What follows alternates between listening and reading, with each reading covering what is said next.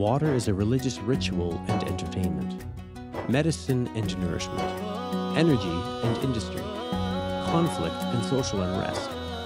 It crosses all borders between ecosystem, industry, economy, and society.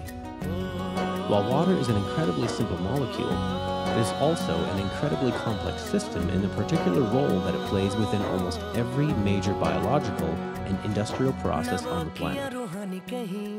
It is the most essential infrastructure to our economies. When regions have fresh water, their economy tends to improve dramatically. Agriculture flourishes. Better healthcare can be provided at hospitals and clinics. More jobs are produced, and the level of poverty typically diminishes greatly. Through the natural hydro cycle, water is a truly global entity with global consequence, but our water needs are a distinctly local phenomenon. There is no global market and very little international exchange of the substance. Water is always relative to quantity, quality, space, and time. Though the total amount of water on this planet has never changed, the nature of that water, where it lies, its quality, and how we access it, is a dynamic system that changes over time. At the turn of the 21st century, we are facing an unprecedented global water crisis. Around the planet, from China and India, to the Middle East and North Africa, to California, to Chile. A number of major factors are converging, such as growing population, an increased global middle class of consumers, urbanization, aging infrastructure, depleted aquifers, or climate change. All are interacting to put unprecedented stress on water supply systems around the planet. Water supply and demand are quite simply diverging, leaving us with a projected gap in supply of 40% by 2030. It is projected that by 2025, half of the world's population will be living in water-stressed areas. At the same time, many people already live without adequate water provision and risk of diseases. Added to this is climate change that will deeply affect our current water systems. Everything from where rain falls to the chemical makeup of the oceans is in flux. And our water supply systems will have to adapt to this changing context, while at the same time providing more people with less reserves of water. These changes are forcing us to ask some very difficult questions about how we are going to avoid scarcity and conflict in the coming decade. In response to this, solutions are emerging, both technological and institutional. But they are as yet very much piecemeal, when what is needed is a paradigm shift. In order to achieve the radical jump that is required, we need to start to see the issue on the systems level, to be able to piece all these parts together into a more coherent framework. Before anything, solutions to the challenge of water will require recalibration of how we contextualize the issue. The water crisis is not a crisis of scarcity, it is a crisis of management. There is clearly no shortage of water on this planet. What there is a shortage of is effective systems of organization for managing the provision of that water. What this means in more practical terms is that our focus will have to shift from looking at water sources and volume of input to the internal organization of water networks, and how to develop systems of organization that can achieve a radical jump in the effectiveness with which we use water. There is a vast opportunity for this given the nature of our current water supply system. In our paper, we present a set of solutions built upon the framework of integrated water resource management, a new paradigm in the management of water systems that takes an integrated systems approach, an approach that shifts our current model of top-down management within a centralized labor system to a bottom-up distributed non-linear model. This approach shifts water management from a centralized model of professional organizations pushing out solutions to disenfranchised end users to instead building collaborative platforms that identify and engage all stakeholders. IT-enabled collaborative platforms are used to turn end users into prosumers, to create connections and transparency through the exchange of information, to enable synergies across the water value network. This approach aims to reduce the silos between organizations and the strong divide between producers and consumers, enabling systems-wide integration, collaboration, and synergies. Out of that, solutions will emerge. Integrative water management is a paradigm that can help water supply systems evolve along a number of important dimensions required to meet the needs of this new context. A key limitation to current water systems is their centralized architecture. Although distributed on the global and national level, local systems still have a centralized pattern of organization. This centralized model, although it has certain advantages, equally creates bottlenecks, dependencies, and transport inefficiencies. Integrative water management promotes a more distributed architecture. In the distributed systems model, water infrastructure for both the provision and treatment of water are positioned close to points of demand, and nonlinear cross-linkages within local networks of exchange are enabled. Services traditionally provided by a single centralized system are instead delivered via a diverse set of smaller systems adapted to local condition, but equally connected into larger networks to transfer resources across broader geographical areas as required. Our current linear model, where water passes from high to low quality in a single direction along a straight line, makes little differentiation among quality of water and different water requirements, which creates large inefficiencies through lack of reuse. In the coming decades, water systems will need to evolve into a more complex form that incorporates the non-linear connections required to enable reuse across the water supply lifecycle.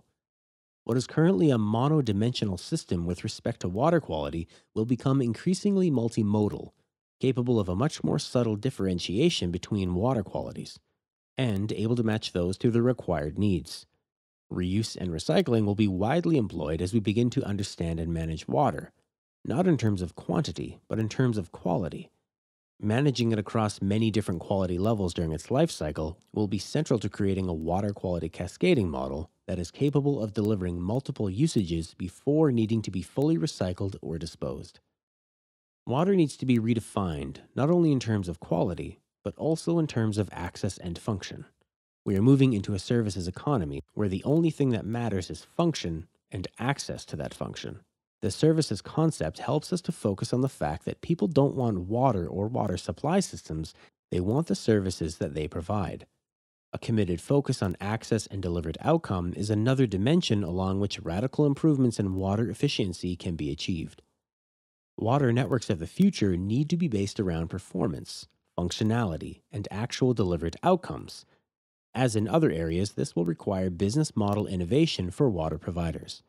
To switch to an as-a-service model, requiring them to move from selling water en masse in volume to defining what exactly the end user needs are and how to deliver that while relentlessly trying to deliver more functionality with less gross input of water. Finally, agility is becoming a core capability for many enterprises, and this will be particularly true for water providers.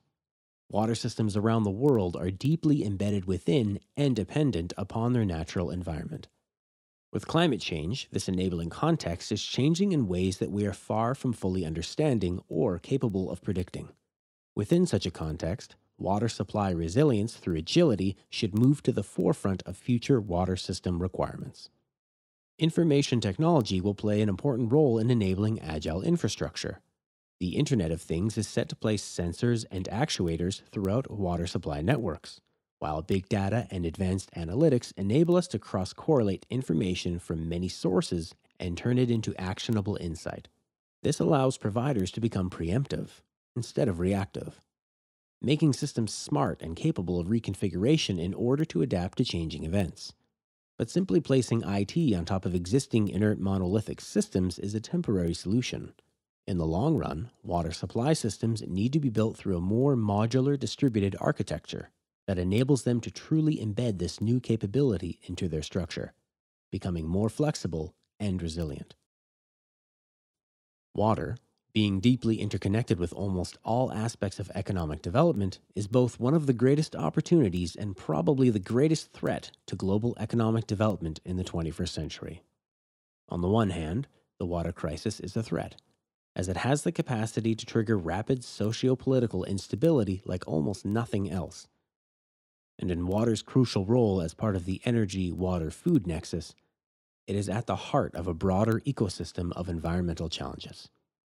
On the other hand, the water crisis can be seen as a huge opportunity to focus resources and innovation on a major leverage point to global economic development. Providing clean, safe water to the millions of people who currently lack it has huge potential to improve the standard of living and productivity in places where it is most needed. Solving these water crises has in the past few decades gone from being the domain of charities trying to patch things together into a world of social businesses. As water scarcity and water value increases, this will create business opportunity that previously did not exist. All these factors lead to the conclusion that water, in all its different shapes and forms, may just be the greatest investment opportunity of the 21st century.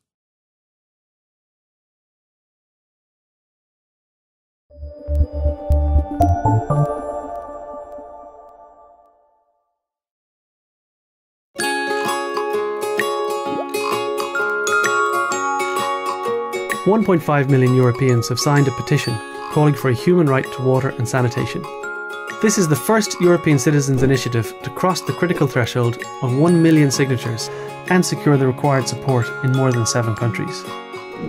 But isn't water already a human right? In 2010, the UN explicitly recognised the right to safe water and sanitation. But the citizens' initiative isn't just about the right to water. It's also about blocking what some see as a drive for water privatisation. For instance, Greece, Portugal and Italy are under pressure to sell off public water assets as a condition of their bailout agreements. And members of the European Parliament have claimed that the Commission are trying to force privatisation through the back door. But the Commission says that member states will still be able to decide whether to keep water supplies in public ownership. Just because water is public doesn't mean it is free. By 2030, global demand for water could outstrip supply by more than 40%. We have to learn to live within our means. Water pricing is central to the EU's water efficiency agenda. The Commission wants to ensure that all countries are covering the full cost of water services through water charges. This means not only the cost of treatment and supply, but also the cost of the resource itself and the environmental impacts of using water. This could mean higher water charges for EU citizens, but it could also lead to more investment in upgrading water infrastructure, repairing leaky pipes, and protecting ecosystems. So, is there a conflict between the right to water and water efficiency? Not necessarily. The right to water doesn't mean the right to waste water, and water pricing doesn't need to mean water privatisation.